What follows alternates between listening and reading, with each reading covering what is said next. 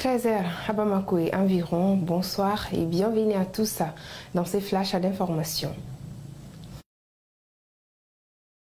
La cérémonie de la remise solennelle du projet de constitution de la République du Mali a eu lieu ce lundi 27 février 2023 dans la salle des banquets de Koulouba. Cet événement placé sous la haute présidence du chef de l'État, son Excellence le colonel Assimi Goïta, président de la transition, a enregistré la présence du Premier ministre, du ministre d'État, du président du Conseil national de transition, du ministre de la refondation de l'État, chargé des relations avec les institutions ainsi que les membres du gouvernement.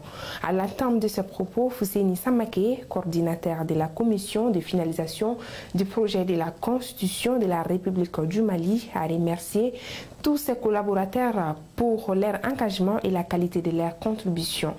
Le professeur Samake a saisi l'occasion pour expliquer la méthode de travail qui a prévalu tout au long de leurs activités durant les 15 jours qui leur avaient été donnés par cette noble et exaltante mission.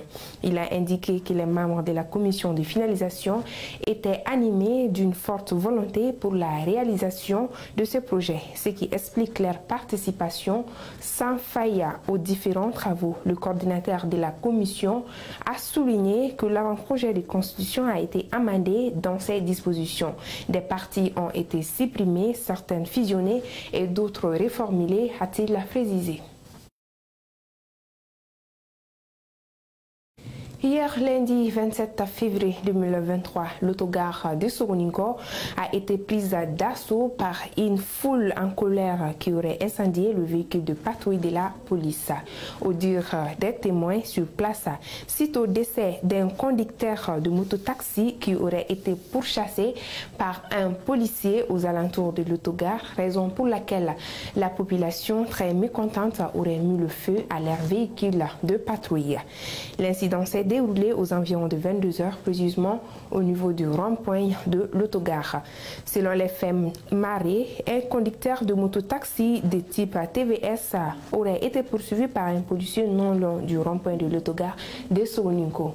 Par peur, il aurait pris le sens interdit en allant vers Faladje.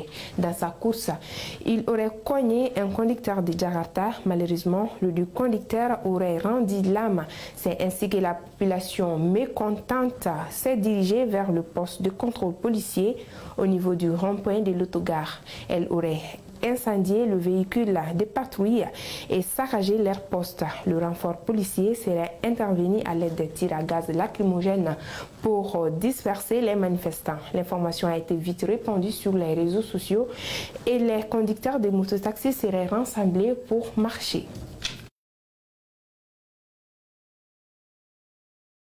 Burkina Faso, dans l'est du pays, les habitants de Parchaga ont réclamé de l'aide aux autorités lundi 27 février 2023 après une attaque menée par des terroristes. La veille, les hommes qui se sont retrouvés sur leur chemin ont été tout simplement abattus, assuré Seydou Sinini, porte-parole des habitants de cette commune. Au Burkina Faso, les habitants de la commune Parchaga, située à 160 km de Fada Ngorma, dans la région de l'Est, ont dénoncé lundi février lors d'une conférence de presse l'inaction des forces de défense et de sécurité. La veille, des groupes armés terroristes ont lancé une attaque contre la ville. Bâtiments administratifs, concessions et greniers ont été incendiés. Le bilan humain n'est pas encore connu, mais les rescapés de Parchaga rendent compte avoir vécu l'horreur sans savoir venir de voir malgré leurs appels à l'aide répétés depuis plus de 2 semaines. Les rescapés disent avoir été abandonnés par l'armée. Selon eux, il ne restait que des volontaires pour la défense de la patrie face aux groupes armés qui rondaient autour de la commune. Et voilà, c'est ainsi que s'achève cette édition. Merci à vous de l'avoir suivi. Restez connectés sur KT24. L'actualité continue et passez un bon après-midi.